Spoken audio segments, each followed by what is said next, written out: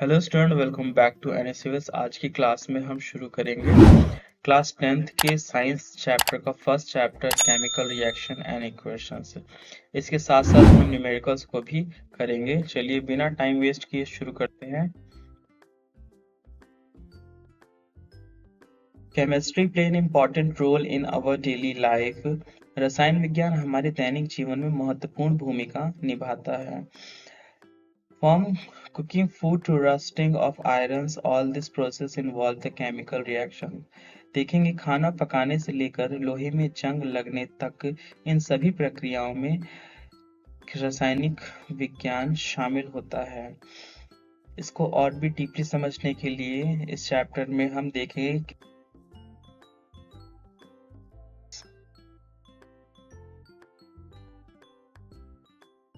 सबसे पहले समझते हैं कि रासायनिक अभिक्रिया है क्या। What is chemical reaction?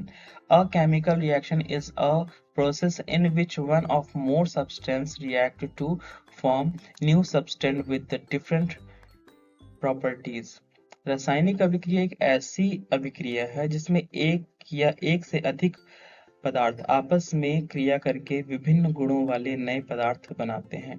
यूँ समझिए कि जब हमें कुछ नया बनाना है तो उसके लिए हमें दो सब्सटेंस लगेंगे और जब हम उनको आपस में मिलाएंगे तो उनके मिलने से एक नया सब्सटेंस बनेगा। इसी को हम बोलते हैं केमिकल रिएक्शन। फॉर एग्जाम्पल से समझे कि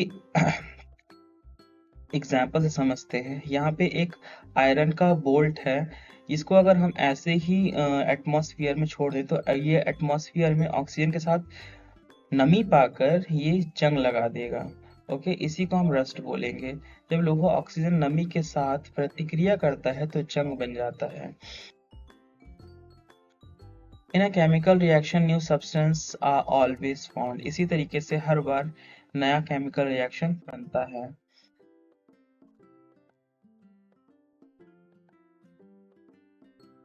Characteristics of chemical reaction: change in state, change in colors, evolutions of gas, change in temperature, formations of precipitate.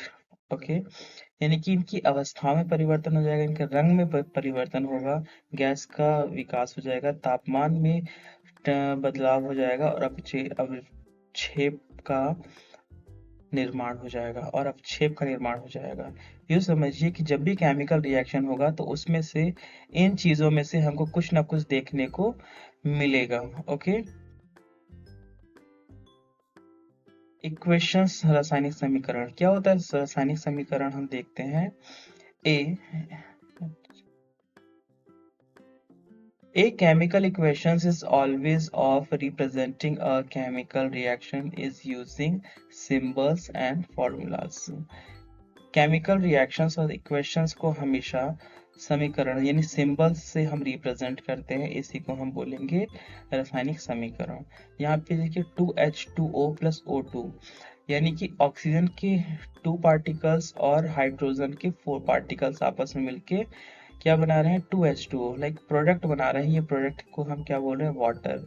रासायनिक समीकरण वह तरीका है जिसमें रासायनिक अभिक्रिया को चिन्हों और सूत्रों का उपयोग करके दर्शाया जाता है। इसी को हम इक्वेशन बोलते हैं। अभिक्रिया वह पदार्थ है जो प्रतिक्रिया करते हैं, उत्पाद नए पदार्थ बनाते हैं। ओके, और प्रोडक्ट और रिएक्ट आप समझ ही गए होंगे कि क्या होता है। A chemical equations must be balanced. यह रासायनिक समीकरण संतुलित होना चाहिए। ये भी हम इसमें देखेंगे कि किस तरीके से संतुलित होता है। देखिए जैसे इसमें हाइड्रोजन के 4 पार्टिकल्स हैं और ऑक्सीजन के 2, तो ये आपस में बैलेंस्ड है। यहाँ पे देखिए 2 ऑक्सीजन भी है और यहाँ पे हाइड्रोजन के 4 पार्टिकल्स भी है। नया प्रोडक्ट बनने पर कुछ भी चीज वेस्ट नहीं हुआ, बस आपस में रिएक्ट किया और एक नया प्रोडक्ट बना दिया। इसी को रासायनिक समीकरण की तरह हम लिख देंगे। ये जिस तरीके से लिखा हुआ है इसी को हम रासायनिक समीकरण बोलते हैं। मूव करते हैं next, balanced a chemical equation. देखेंगे कि रासायनिक समीकरण को संतुलित कैसे करते हैं। In a balanced chemical equations, the numbers of atoms of each elements in equal on both sides of the equations. एक संतुलित रासायनिक समीकरण में समीकरण के दोनों पक्ष में प्रत्येक तत्व के परमाणुओं की संख्या इक्वल होनी चाहिए। इसी को हम बैलेंस्ड केमिकल इक्वेशंस बोलेंगे। फर्स्ट इसको हम 3 स्टेप में देखेंगे। फर्स्ट स्टेप में देखते हैं, राइट द अनबैलेंस्ड इक्वेशन। देखिए अनबैलेंस्ड इक्वेशन, असंतुलित समीकरण देख रहे हैं। हाइड्रोजन के 2 पार्टिकल्स और ऑक्सीजन के 2 पार्टिकल्स, यहाँ पे बना रहे हैं H2O। तो यहाँ पे हाइड्रोजन के 2 पार्टिकल्स बराबर ऑक्सीजन के 2 पार्टिकल्स, लेकिन यहाँ पर ऑक्सीजन के सिर्फ और सिर्फ 1 पार्टिकल्स हैं। तो ये समीकरण संतुलित नहीं है। यहाँ पर देखेंगे, यहाँ पर 2H2O जब हम करते हैं स्टेप 2 में balanced atoms by adding. Step 2 में देखते हैं, यहाँ पर हाइड्रोजन के पास 2 इलेक्ट्रॉन्स थे और डबल हाइड्रोजन है तो 4 इलेक्ट्रॉन्स हो गए। ओके, ये 2 ऑक्सीजन के साथ क्या करते हैं, अभिक्रिया करेगा, रिएक्शन देगा, तो 2H2O। तो ये बैलेंस कैसे है, यहाँ देखेंगे कि हमारे पास हाइड्रोजन 4 है और ये 2 इसके साथ भी मल्टीप्लाई कर रहा है, तो ऑक्सीजन के भी 2 मॉलिक्यूल्स हैं। तो इस तरीके से ये एक संतुलित समीकरण है। यहाँ पर देखते हैं कि 2H2O ये है, check the simplify the equations, यानी समीकरण की जांच और सरलता कैसे। स्टेप 3 में देखेंगे चेक एंड सिंप्लीफाई कि इक्वेशंस को हम कैसे सिंप्लीफाई चेक करेंगे। यहाँ पर देखेंगे हाइड्रोजन के 2 देखेंगे, हाइड्रोजन के यहाँ पर 4 इलेक्ट्रॉन्स हैं या 4 एटम्स हैं। यहाँ पर देखेंगे ये हाइड्रोजन के 4 एटम्स प्लस ऑक्सीजन के 2 एटम्स आपस में रिएक्ट करके 2H2O बना रहे हैं। इसी को ये हमने सिंप्लीफाई में चेक कर लिया, तो हमको पता चलता है कि इस तरीके से एक बैलेंस समीकरण होता है या बना सकते हैं। ओके, बैलेंस इक्वेशंस यानी 2H2O plus O2 is equal to 2H2O। I hope कि आपको समझ में आया होगा। The type of chemical reaction. Type of chemical reaction में हम देखेंगे कि कुछ सामान्य प्रकार में शामिल है। बोल रहा है शामिल, there are different type of chemical reaction each with unique characteristics. Some common types include, okay, रासायनिक अभिक्रिया में कई प्रकार के होते हैं जिनमें से प्रत्येक की अपनी अनूठी विशेषताएं होती हैं। जिसमें से पहला है कॉम्बिनेशन रिएक्शन, संयोजन अभिक्रिया। इसको हम अभी डिटेल में भी करेंगे। फर्स्ट है कॉम्बिनेशन रिएक्शन, सेकंड है डिकम्पोजिशन रिएक्शन और थर्ड है डिस्प्लेसमेंट रिएक्शन।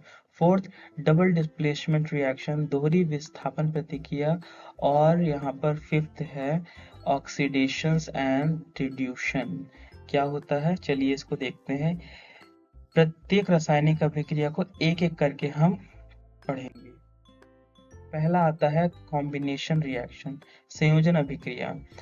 यहाँ पर देखिए A प्लस B आपस में मिलके AB एक नया सब्सटेंस बना रहे हैं। यहाँ पर मान लेते हैं कि कार्बन है प्लस ऑक्सीजन के 2 मॉलिक्यूल्स आपस में मिलके कार्बन डाइऑक्साइड बना रहे हैं।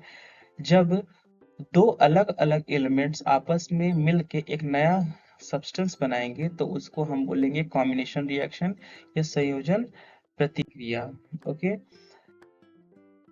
नेक्स्ट इज डिकम्पोजिशन रिएक्शंस, अपघटन अभिक्रिया। इसको ऐसे समझिए कि जब कोई चीज है वो 2 पार्ट में टूट जाए तो उसको ही हम बोलते हैं डिकम्पोजिशन रिएक्शन, अपघटन अभिक्रिया। फॉर एग्जाम्पल यहाँ पर CaCO3 कैल्शियम कार्बोनेट का एक फॉर्मूला है। ये 2 पार्ट्स में जब टूट रहा है तो कैल्शियम बना रहा है और साथ में कार्बन डाइऑक्साइड गैस को रिलीज कर रहा है। आई होप कि आपको अच्छे से समझ में आ रहा होगा। नेक्स्ट देखते हैं डिस्प्लेसमेंट रिएक्शन, विस्थापन प्रतिक्रिया में हम देखते हैं कि आयरन जब भी कॉपर सल्फेट के साथ में रिएक्ट करेगा तो वो आयरन सल्फेट बनाएगा और कॉपर को रिलीज कर देगा। होप कि आपको समझ में आया होगा। डबल डिस्प्लेसमेंट रिएक्शन, दोहरी विस्थापन प्रतिक्रिया। दोहरी विस्थापन प्रतिक्रिया में हम ये देखेंगे कि एक स्थान से दूसरे स्थान पर बस जगह चेंज होगी, बस जगह चेंज होगी। यहाँ पे देखिए Na2SO4 plus BaCl2 sodium sulphate किसके साथ, बेरिलियम क्लोराइड के साथ जब रिएक्ट कराते हैं तो हमें क्या मिलता है, बेरियम सल्फेट मिलता है और NaCl रिलीज हो जाता है। ऑक्सीडेशन एंड रिडक्शन, ऑक्सीकरण और अपचयन रेडॉक्स अभिक्रिया में हम पहला देखेंगे ऑक्सीडेशन, लॉस ऑफ इलेक्ट्रॉन। इसमें ऑक्सीडेशन में इलेक्ट्रॉन का लॉस होता है और क्या करते हैं, ऑक्सीजन, जितना इलेक्ट्रॉन का लॉस होगा उतने ही ऑक्सीजन गेन होगी। जबकि रिडक्शन में ऐसा नहीं होता है, रिडक्शन में गेन ऑफ इलेक्ट्रॉन हमें मिलेंगे और ऑक्सीजन यूज होगी, यानी कि लॉस होगा ऑक्सीजन का। फॉर एग्जाम्पल से देखेंगे, ऑक्सीडेशन में Fe क्या कर रहा है, 2+ आयंस को आपस में जोड़ रहा है और 2 इलेक्ट्रॉन्स को रिलीज कर रहा है। और रिडक्शन में देखेंगे कॉपर के 2 आयंस आपस में जुड़ रहे हैं और इलेक्ट्रॉन्स को रिलीज कर रहे हैं और कॉपर बना रहे हैं। Okay, the formula is Fe, CuSO4 is FeSO4 plus copper. Okay, I hope समझ में आया होगा। देखते हैं नेक्स्ट, कोरोजन मिस जंग। यह कोरोजन का मतलब हो गया जंग, कोरोजन का मतलब हो गया जंग। यह नमी और अन्य रसायनों के साथ प्रतिक्रिया करके धातुओं का धीरे धीरे क्या करता है, क्षरण करता है। ये समझिए कि लोहा है, लोहा क्या है, ऑक्सीजन में लोहा है, अगर हमने उसको ऐसे ही छोड़ दिया वातावरण में तो वो क्या करेगा, नमी पाके वातावरण की, ये धीरे धीरे लोहे को गलाना शुरू करेगा और चेंज होके ये उस क्या कहते हैं, मूर्छा में बदल जाएगा। मूर्छा जिसे जंग बोलेंगे, बदल जाता है। उदाहरण के लोहे में जंग लगना। ओके, अब रेंसिडिटी देखते हैं। रेंसिडिटी यानी बासी होना। बासी होने में क्या होता है, ऑक्सीजन के कारण, वसा और तेल के कारण उसमें फफूंद लग जाती है चीजों में, जब क्या कहते हैं, रिएक्ट करेगा।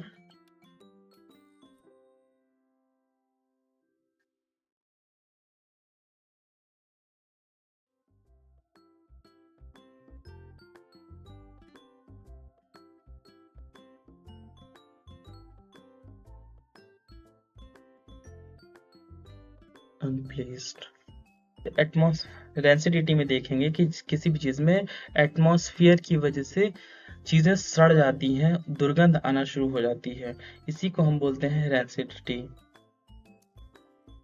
चलिए, चैप्टर फिनिश हो गया है, ये निष्कर्ष है, कंक्लूजन देख लेते हैं थोड़ा सा। आई होप कि आपको चैप्टर समझ में आया होगा। Thank you so much for watching this videos.